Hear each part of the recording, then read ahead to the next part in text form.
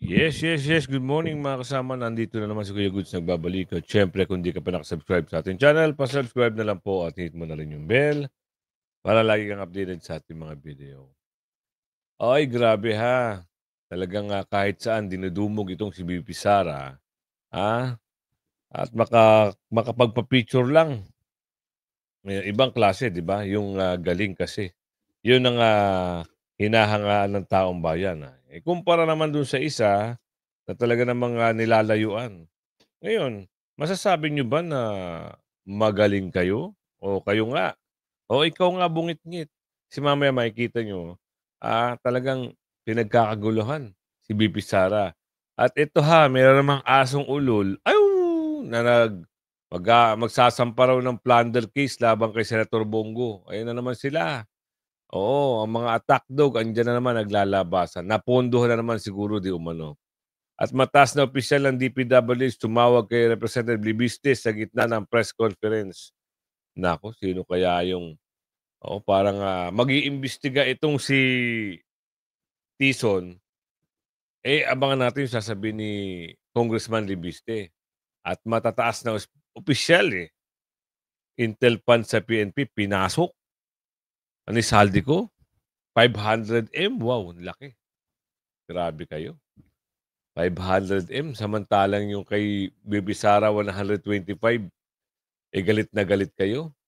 At laking sampal kay Bongit, ayaw tulungan ng ibang bansa, buti nga. Dahil alam nila madodorobo lang. Ay, pasok. Sa panayam niya sa kapuso mo Jessica Soho, ibinahagi ni Gringo Honasan ang kanyang obserbasyon matapos ang lindol sa Cebu. Diretsahang ipinahayag ni dating Senator Gringo Honasan na tila nawalan na ng tiwala ang ibang bansa sa Pilipinas pagdating sa foreign aid dahil sa issue ng korupsyon. Giit ni Honasan, hindi lang kawalan ng tiwala sa mga opisyal ang bunga ng korupsyon, kundi pati pagguho ng reputasyon ng bansa sa mata ng mundo. Ang dating bansang tinutulungan agad tuwing may sakuna, ngayon tila tinitingnang may bahid ng pagdududa. Aniya, naglindol sa Cebu. Wala akong nabalitaan na may foreign aid na naman. Dati-rati, sangkatutak na Red Cross na aid. Siguro ang nasa isip ng mga nanonood sa atin sa ibang bansa, magbibigay tayo ng tulong. Kukurakutin lang yan Dagdag pa niya, kung hindi masusupo ang ganitong perception, mahihirapan ang Pilipinas na makakuha ng suporta sa mga susunod na kalamidad o pandaigdigang proyekto. Ang masakit aniya, kapag sinabing tutulong, ang una agad iniisip ng tao, maging ng ibang bansa, ay kukurakutin lamang ito ng kasalukuyang administrasyon at mismong kapwa Pilipino na ang nakakapansin. Pansin ko lang, wala man lang tulong sa mga disaster ngayon ang mga iba't ibang bansa.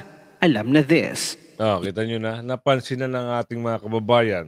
Maski itong gobyerno siguro nagtataka sila bakit walang kalamidad. Malaking kalamidad yun. Lindol, 7.4 sa Davao, 6.9 ba? 6.8 sa Cebu. Oo, marami ang naapektuhan at sa pagbaha. Ganun din. So wala man lang pumapasok na tulong, isipin nyo naman, baka daw madorobo. Mawala, sayang lang, wag na lang, di ba? Kaya nga yung pagpapahiram ng Korea biglang inatras kasi nakitaan at makikitaan na mauubos. Isipin nyo, ganun lang kasimple. Uubusin at uubusin nila. Ano mangyayari doon? Di wag na lang, wag na nga lang ibigay. Di ba? Tuloy. Yes po, wala talaga. Meron po ang Japan at Taiwan. Diretso pong nagbigay sa Cebu. Di na po pinaabot sa administrasyon ni Bangag. Baka daw diretso sa Cebu. Kaganda. Diba? Isipin nyo hindi na pinaabot dito sa mga dorobo. Diniretso na sa Cebu. Salamat. Galing ng Taiwan. Kasi ibulsa at sobrang laganap na korupsyon sa Pilipinas, abay ang gobyerno ni Marcos uutang ng halos 5 billion pesos araw-araw. Pagsapit niya ng 2026, ayon mismo sa Department of Finance. At ang reaksyon ni MJ Kiambao Reyes, 5 billion uutangin ng gobyerno kada araw in 2026? Enough! Hindi tayo nagkukulang sa pera. Ang totoo, nagkukulang lang ang marami sa nakaupo sa hiya, delikadesa at konsensya. Cut the fat, not the services. Bago umutang, number 1, bawasan ng mga mambabatas, 24 senators plus 300 plus congressmen. Nako. Sobra-sobra. Marami naman sa kanila ang walang alam at walang kwenta. Yun, natumbok agad. Halos totoo yan. Oo. At nasabi na walang tumutulong sa atin ngayon pagdating sa mga kalamidad, sakuna, sampal iyan kung sino man nakaupo ngayon. 'Di ba? Isipin nyo, ito na lang. Bakit galit na galit sila sa confidential ni BP Sara samantalang meron palang naipasok na 500 million Intel Pan dito sa PNP? Sino nagpasok? Di Saldico. Nagsiamin na ba ito? Alamin natin yan. Maganda sa maganda, malaman natin ang lahat ng mga pangyayari. Baka naglalaglagan na at ilalaglag si Saldico dito. Pakinggan natin. Sige nga. Yung usapan nila Senador Win Gatchalian at Secretary John Vic Remulla tungkol dito sa issue na ito. Yan. Another item, General, is the intelligence funds. No,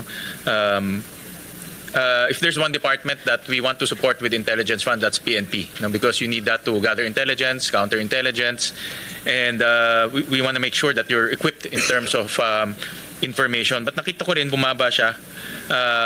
In 2025, 1.3 billion, but in 2026, 800 million. No? How will this affect your intelligence gathering and also counterintelligence activities?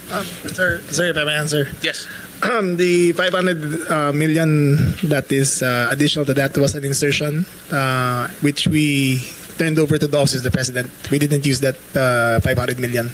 So that is the grand total. But as according to we only followed what is according to the GA and not the NEP and not the GA. What was put additional was we found no use for it and we returned it to the Office of the President. Okay, but in for 2026, the 806 million is enough for your operations? The request of PNP actually is 210 billion, but on a grant is 806. That's correct, Your Honor. Alam namin importante intelligence sa PNP, no? Your enforcers, mga enforcers natin. That's correct, Your Honor. If we're going to have a per capita dito sa ating intelligence fund to be utilized, ay 150 pesos per month per person po ang ating per capita. And kung titignan natin, that 150 pesos per capita intelligence fund ay hindi kukulang. So that's why kung titignan natin ang ating funds, that is 84% is the PS and MOE is about 14% and the capital outlay is 2% or 3%. Yung ideal po dun sana ay yung PS corresponds to or at par with the MOE. So say 84% maski maging 20% man lang sana ang aming MOE, and that would be an ideal one, Mr. Chairman, sir. But itong 806 million on intelligence fund, sapat na ito sa operations inyo for 2026? Yan po ang pinagkakasya ng Philippine National Police, Your Honor, Mr. Chairman, Okay, sir. alright. Because nasabi ni Secretary yung excess na 500 was actually unutilized, no? So Yes, sir, we returned it because it was an insertion in the budget. And the insertion came from the person who requested 3,000 containers of fish. So why will they insert intelligence funds? it beats me, sir. We didn't ask for it, so I returned it. Yun. Ayun. Oh. Naintindihan ko na. Oo. Noong 2025, hindi. Kailan ba ito? Tama, ngayong taon na ito. Oo. Ngayong tumatakbong taon. Itong budget natin sa salukuyang taon. Kasi pinag-uusapan dito yung for next year. Yes, from 2026 So na dapat. 2025, ang inilagay na intelligence fund sa PNP ay 1.3 billion. Okay. 500 500 million doon ay ipinasok lang. Kasi nagtataka sila, saan natin gagamitin to? Wala naman na tayong in-itemize. Oho. So dinagdagan sa halip na parang 800 plus lang, O 800 dapat eh. 800 plus billion, 5, naging 1.3. Yan, oho. Kaya ngayong 2026, ang hinihingi na lang nila ay yung 800 million. Yung walang dagdag. Oho. Kasi nga, nung nakaraang, itong taon na ito, may sobrang 500 Meron million. pang natitira. Oo. Kung hindi siguro nabusisi, baka napasok na. Ano sa palagay nyo? Ako nagre-reaction lang. Sa akin opinion o palagay, kung hindi nabusisi, baka nakapasok. Kung hindi nagkakaroon ng gantong sitwasyon, baka pasok na pasok. Di ba? At kung hindi umalis si Saldico, yun, swak na swak yung 500 million. At ito, mataas na opisyal ng DPWH, tumawag kay Representative Biste. Para saan kaya ito? Para saan kaya ito? Magkakaalaman na kaya kung sino pa ang mandudurobo, yung bagong mandudurobo o inutusang mandurobo? Yan ay tanong ni Aling Ledesma. Alamin natin. His team are...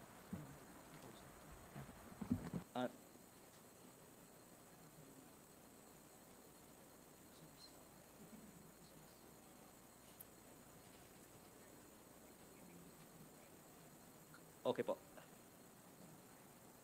Okay, sir. Okay, sir.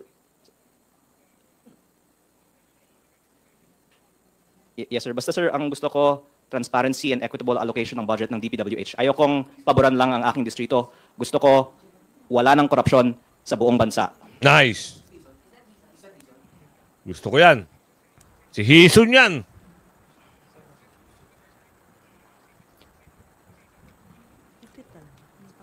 Yes, sir. Yes, sir. Basta, sir, pag may savings, sana po, matulungan natin ang buong bansa pag may savings, pag bawasan natin ang pressure sa DPWH.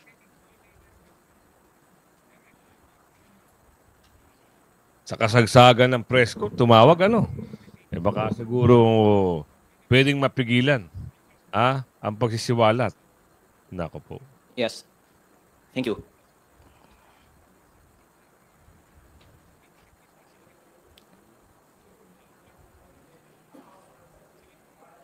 Actually, as I said in the press con, I really don't know who's the contractor in your team. But if you can ask them and come clean to the public, then that would, I think, be a sign that there's real change now in DPWH. Meron bang kumausap sa contractor recently? Naku, matapang talaga to. Parang Gen Z rin to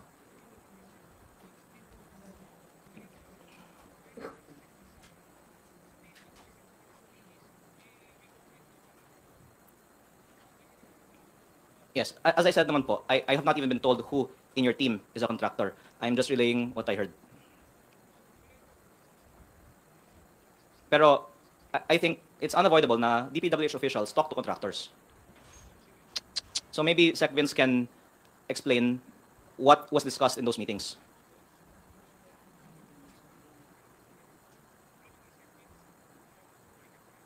Tumawag itong si Tison.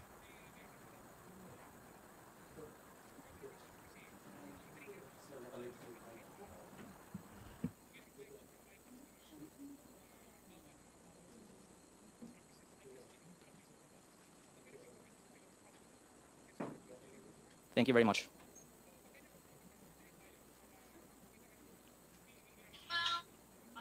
And then pag ibaba naman natin yung presyo, pakita natin na wala tayong pinoprotektahang kita ng contractor. Pwede nating i-anunsyo na 25%. Kino-compute pa. Okay. Thank you.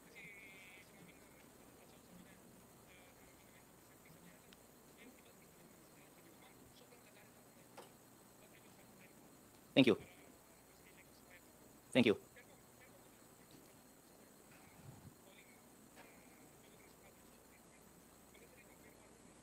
Yes, thank you. And even beyond the appointees, of course, we know that the bureaucracy of DPWH is still intact from the past. So it would be good to also use this as a warning to others who are contractors in their bureaucracy.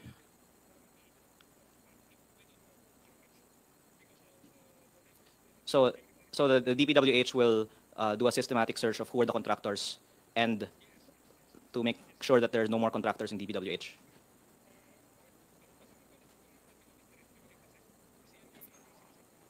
Yes. Yes, thank you. Thank you. Thank you. Bye. Yan na. Bulgar na.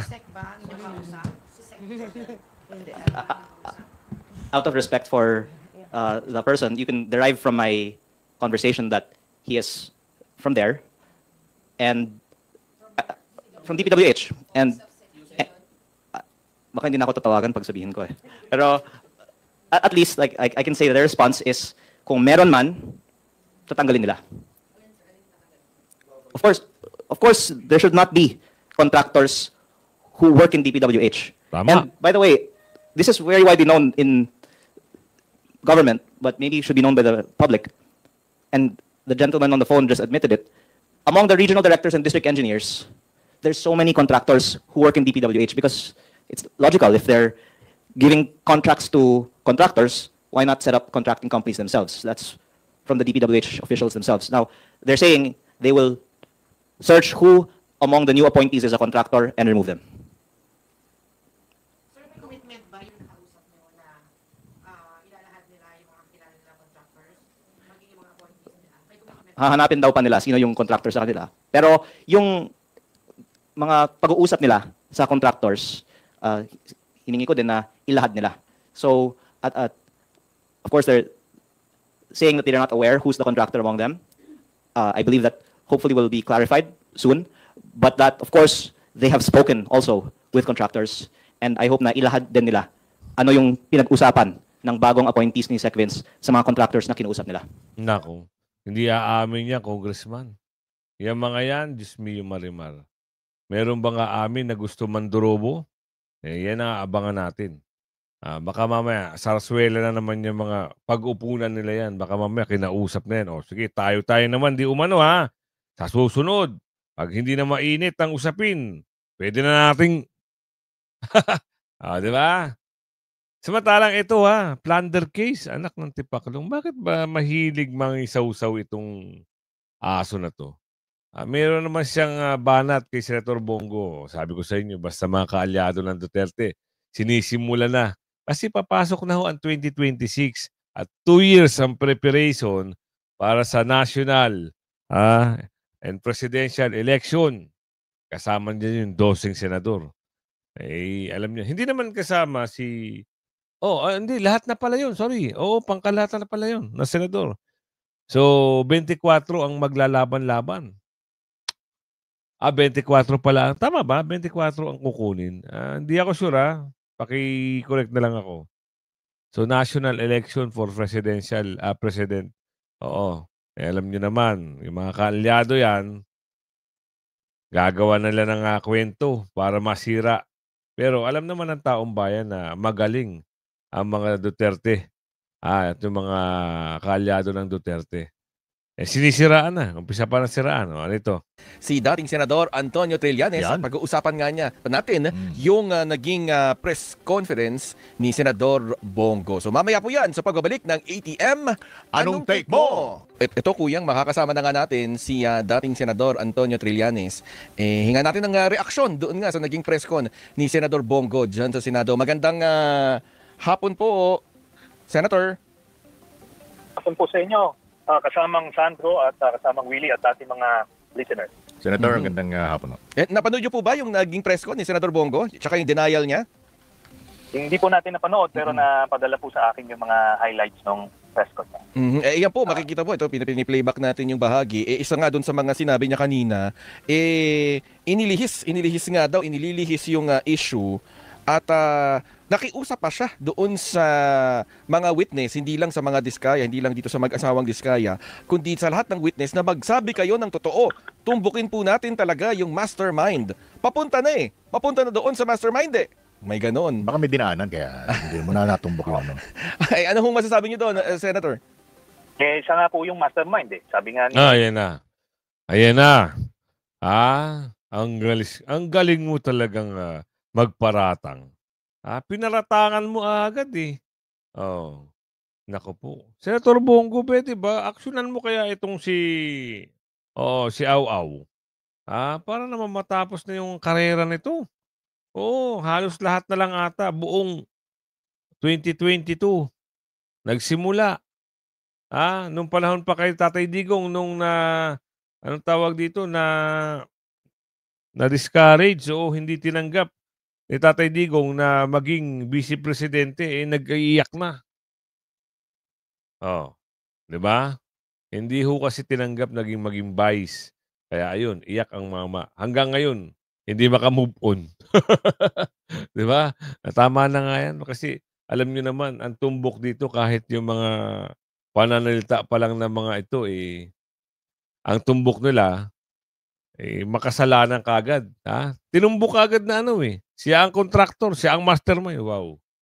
Puwede bang, nakikisaw-saw ka lang? Puwede bang, preparation mo 'yan pagdating ng 2028? Tigilan niyo kami, huwag niyo kaming paandaran. At ito, VP Sara, ito yung sinasabi ko sa inyo na dinumog si VP Sara ng taong bayan. Ibalik mo ito do'n sa isang, namumuno. Naku, Diyos ko, parang dirин-diri ang tao. Kay VP Sara talagang gustong lapitan, gustong yakapin at magpa-picture. Pasok natin.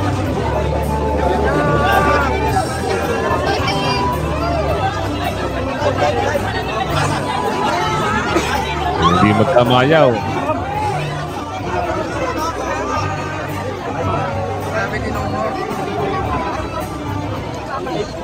Guwapa kayo si Ma'am Sara! Nagpapahan! Guwapa kayo! Guwapa kayo, Ma'am Sara! Love you!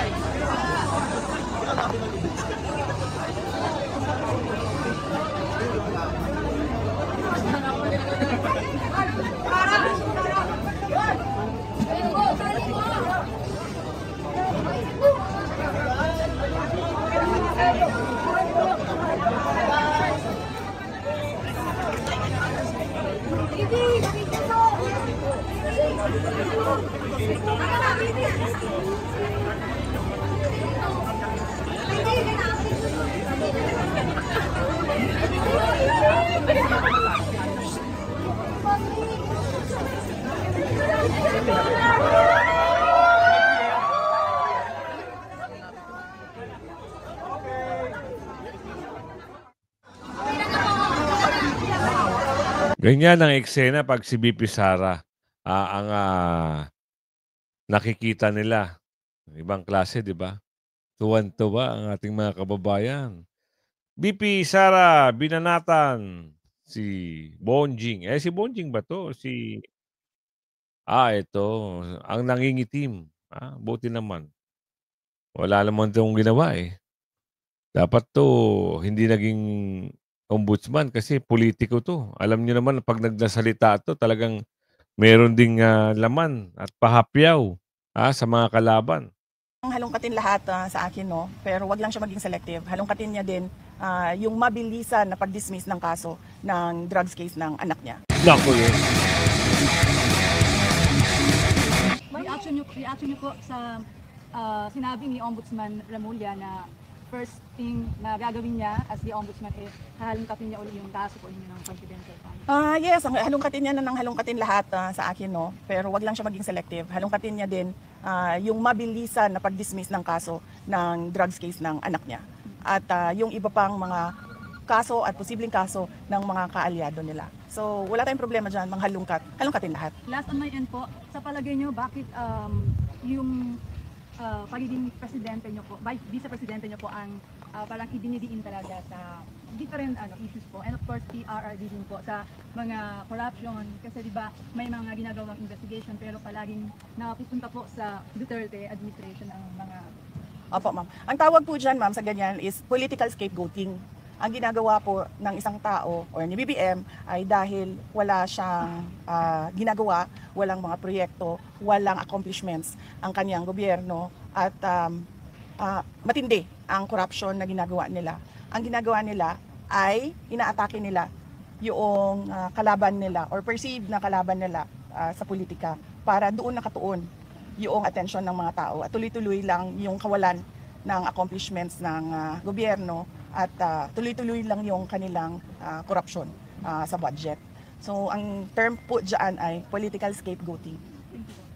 Ma'am, as a lawyer, malaking bagay po ba kung ang Philippine government is mag-manifest, say parang para i-release si PRRD? Kasi at one point in time, nabanggit ni Atty. Kaufman na waiting na lang sila sa pakikipag-usap sa administration of the government on the possibility of the release of the former president. Hindi ko alam, ma'am, kung hindi ko po masabi kung ano po yung kung positive ba yon para sa kaso ni dating Pangulong Rodrigo Duterte kung ang gobyerno ng Pilipinas ang magsabi na i-release siya pabalik dito sa Pilipinas or kahit saan man. Pero sa paniwala ko naman, ma'am, umaabot lahat ng mga ginagawa ng Philippine government doon sa ICC. Tulad na lang noong sabi ko, pagpapasalamat namin, pamilya sa Senate resolution na nagsasabi na bigyan ng house arrest si dating Pangulong Rodrigo Duterte for humanitarian considerations. At totoo din naman kasi talaga dahil this is a fragile and ailing 80-year-old man. At hindi niya gawa yung kanyang sakit. Nakikita talaga sa mga laboratory tests. Nakikita ng mga doktor. Ma'am, if ever, are you willing to talk to the President for the sake of PRRD? No, ma'am. Hindi ko kakausapin si BBM para... Yan yung sinabi niya noong nakaraang araw. Tama lang yung Bibi Sara, huwag mong kausapin. Oo, para mawindang siya sa susunod. Oo, may takot siya. Pag hindi na siya nakaupo, alam niya yung fear niya na meron siyang ginawang hindi maganda sa mga Duterte. Kaya for sure takot yan. Kaya gagawa ng paraan yan. Kita mo, nag-a-appoint na sila. Kaya tama yung sinabi ni appoint sila ng appoint na mga kakampi nila. Wala na pag-asa kung ganun man ombudsman sa kanila. Hindi lang natin alam pagtapos ng termino nila kung siyempre, iba ang ombudsman, iba ang presidente. Pag kumilos ang presidente, kahit ombudsman ka pa, magagawa. Diba? Presidente yan eh. Kaso, ngayon pa lang sinisimulan na nila yung mga kaalyado ni Pipi Sara. Lalong-lalo na yun ang number 1 na senador. Sinisimulan na nila sirain ang pangalan. Bumalik naman yung attack dog nila na mahilig magngangaw-ngaw at mag-aaw-aw. Isipin nyo, ang ilang buwan din na nanahimik, no? Ngayon, tahimik ka, sa usaping flood control, wala kang pakialam doon sa mga congressman na nadadawit ang pangalan at yung amo mo, ngayon, eto si Senador Bongo, ang babaligtarin nyo. Wow. Di ba? Totoo, lumabas na sila.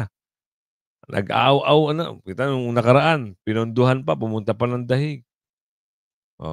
Tapos, eto na naman. Wow! Ang galing mo talaga. Basta talaga. Tama sinabi ni, basta talaga pera.